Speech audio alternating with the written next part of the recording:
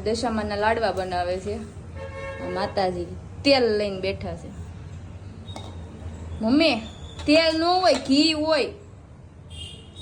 એ mummy હા તેલ ન હોય ઘી હોય તેલ એમાં નો હોય નહીં લે મને સારું થયું તે કીધું નકર મને ખબર ય ન પડે એમાં ઘી હોય એવું છે એમ ને હા